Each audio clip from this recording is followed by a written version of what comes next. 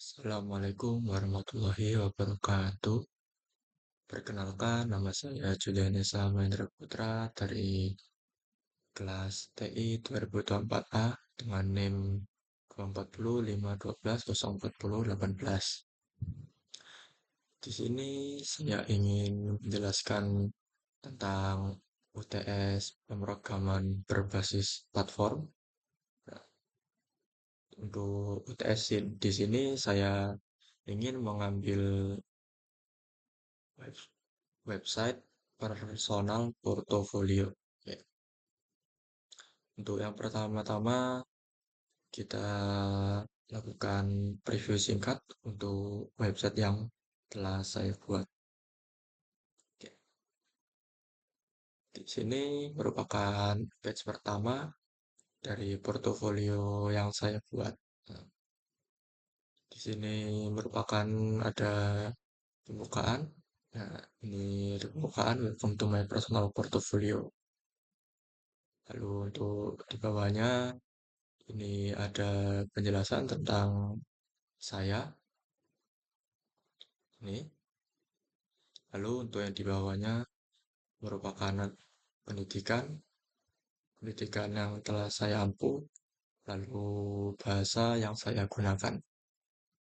Oke, untuk selanjutnya experience ini merupakan web kedua. Nah, ini web batch kedua ini berisi pengalaman dan skill yang saya miliki dan saya pernah jalani.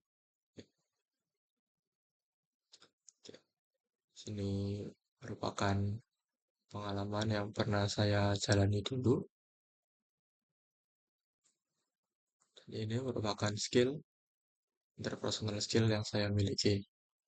Lalu di sini merupakan alat-alat atau aplikasi yang sering saya gunakan dan juga ada bahasa pemrogramannya juga. Lalu untuk page selanjutnya di sini merupakan page yang berisi project yang pernah saya buat. Di sini ada project tentang pasien, rekam jejak pasien, rekam manajemen pasien, lalu ada case study, case study Hanami, aplikasi Hanami yang pernah saya buat. Lalu untuk batch terakhir ini kontak kontak yang berisi kotak saran, saran atau kritik yang bisa dikirimkan. Lalu ini merupakan berisi media sosial yang bisa dihubungi. Nah, untuk fitur di website saya ini ada fitur dark mode, yang berubah jadi gelap, jadi agar tidak menyakiti mata juga. Nah, jadi ini tampilan dark mode di website saya.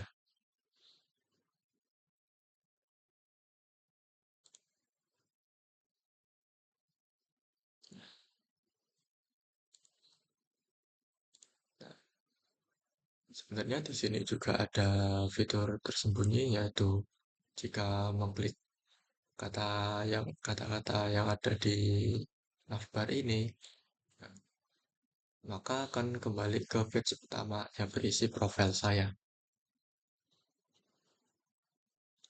Oke, untuk previewnya mungkin cukup untuk di sini. Lalu kita lanjutkan ke kodenya, kode HTML, CSS, dan JavaScript-nya. Ya.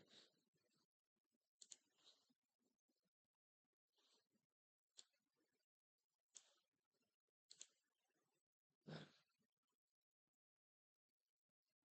oke. Untuk yang pertama, di sini page pertama yaitu page profile atau portofolio saya page yang pertama. Di sini saya menggunakan index.html. Untuk page-page yang lain juga di sini saya menggunakan file HTML yang berbeda seperti experience di sini saya menggunakan xp.html, lalu project di sini saya menggunakan project.html dan seterusnya. Oke. Untuk yang pertama, jadi HTML ini merupakan sebagai kerangka ya, kerangka atau struktur yang membangun website saya ini.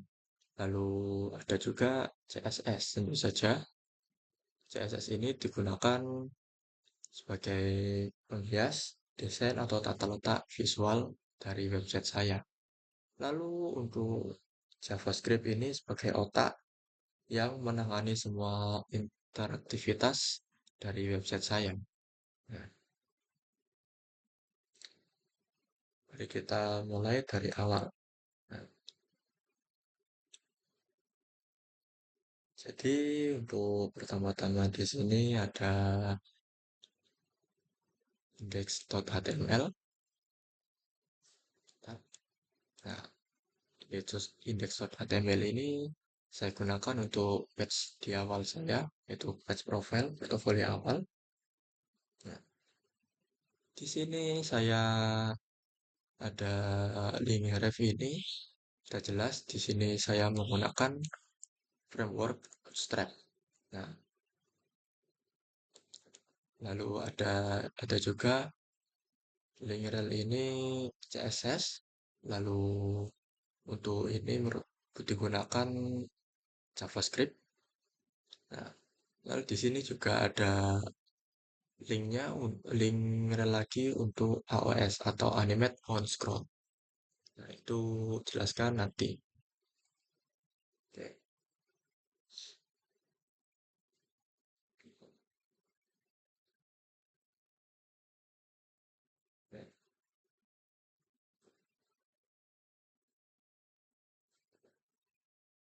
Untuk yang pertama di sini ada navbar. Nah, navbar ini merupakan anggap saja border itu untuk di atas page saya ini sebagai pembatas. Nah, untuk navbar ini juga digunakan di page-page yang selanjutnya. Nah, di sini untuk navbar ini berisi profile. Nah, ini untuk profil saya yang saya gunakan. Lalu ada teks @cnssi ini inisial saya yang saya gunakan juga. Lalu untuk selanjutnya ini lanjut. Nah, nah, untuk yang bagian di sini ini link ini bertujuan agar di page pertama saya dan page-page selanjutnya ada bar, semacam bar penunjuk untuk navigasi ke page yang lain. Jadi di sini ada experience, project, dan contacts. Nah,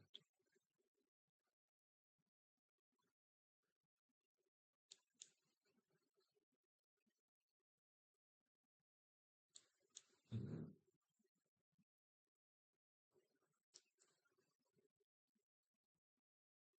ya,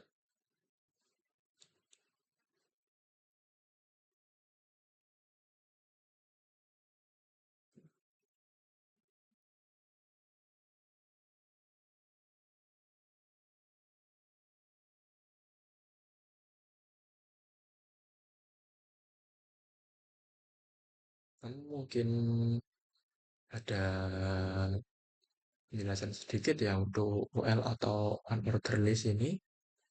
Unordered, unordered list ini, unordered list ini digunakan untuk daftar link navigasi kita di ada home, home, ini page home untuk yang pertama, lalu experience, project, dan contacts. Di link home ini memiliki kelas tambahan aktif yang akan digunakan untuk CSS dan diberi gaya khusus seperti highlight. Nah, lalu untuk selanjutnya itu ada sebentar.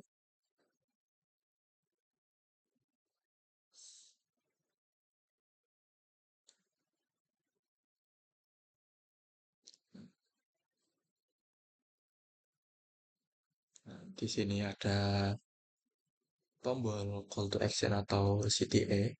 Nah, tombol ini digunakan untuk mengarahkan pengguna ke halaman kontak langsung.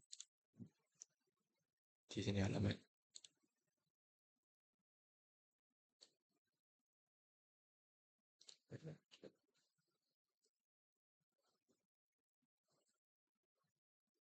Oke.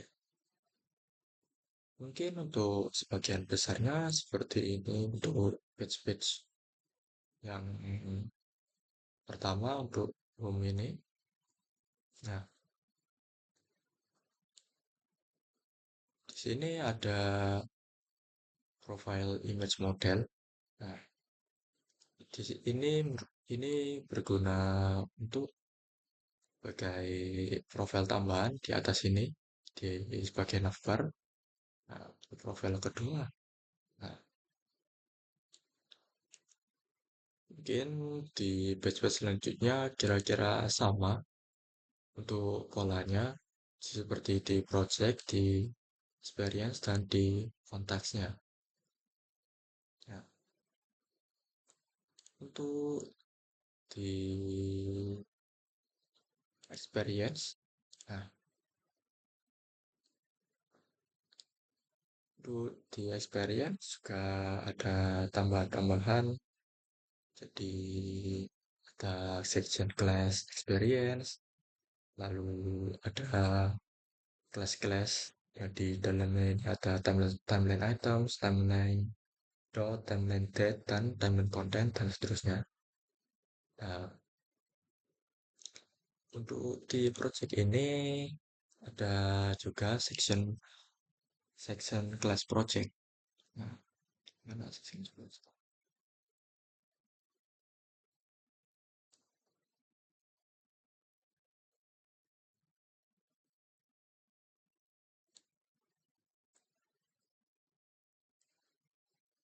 Ada section class project, lalu untuk strukturnya ini ada portofolio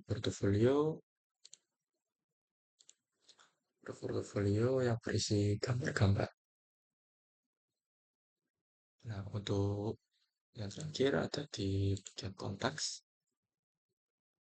Nah, halaman ini berisi kelas kontak yang membungkus sebuah form. Nah, ini formnya. Form ini menggunakan kelas input box untuk mengelompokkan label dan input seperti nama, email, dan subjeknya. Lalu ada text area untuk pesan yang lebih panjang. Nah, untuk pesan di sini kalian bisa menginput pesan-pesan yang panjang, nanti akan bertambah panjang page-nya. Nah, lalu ada send message ini tombol input submit ya. Ini terhubung ke JavaScript nanti. Nah, di sini juga saya tambahkan beberapa media sosial yang bisa terhubung langsung ke media sosial yang saya gunakan.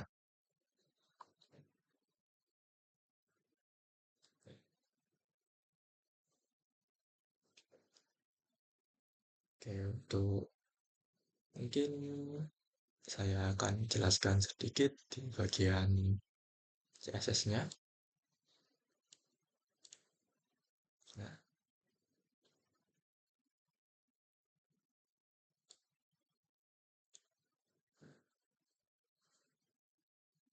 Untuk CSS-nya di sini pertama ini ada import font.google Apps.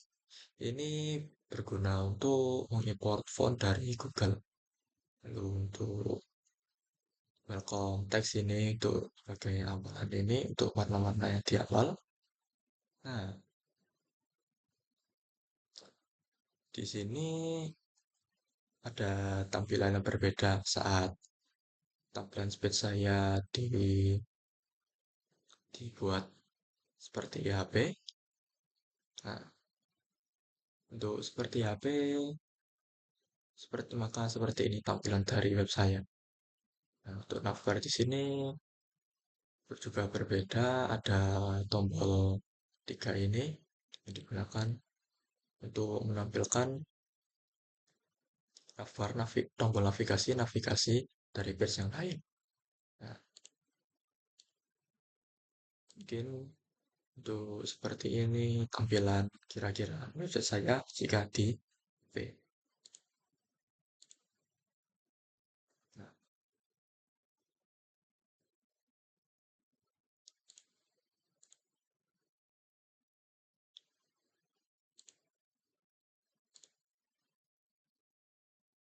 nah, dan ini merupakan tampilan normal jika digunakan di dalam mode desktop atau di dalam laptop.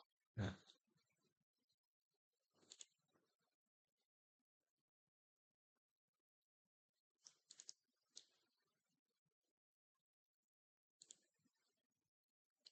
seperti itu.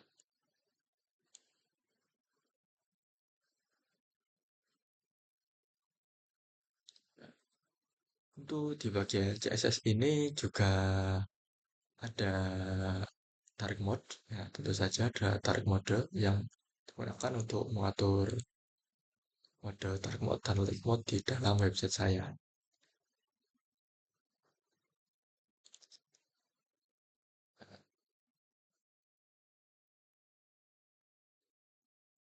Nah, kenapa website saya ini bisa berbeda atau menyesuaikan jika dibuka dari HP maupun mode desktop? Nah, ini dikarenakan ada tag media ini. Nah, ini ini berfungsi untuk mengatur skala website saya yang nanti akan ditampilkan saat di mode desktop ataupun di mode HP.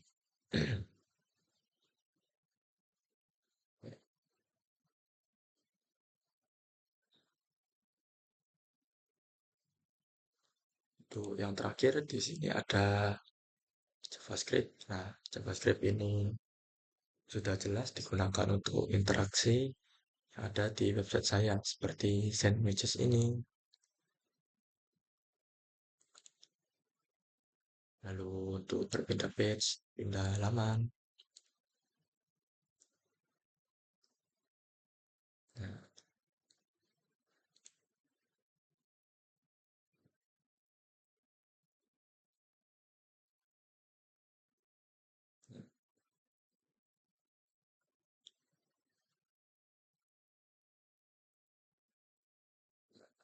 mungkin seperti ini yang JavaScript yang saya gunakan untuk berbagai interaksi yang ada di web saya. Cukup sederhana untuk interaksinya, soalnya hanya sedikit yang bisa diinteraksi di sini, dan mungkin di bagian konteks ini yang agak banyak interaksinya yang digunakan di JavaScript tersebut. Nah, nah,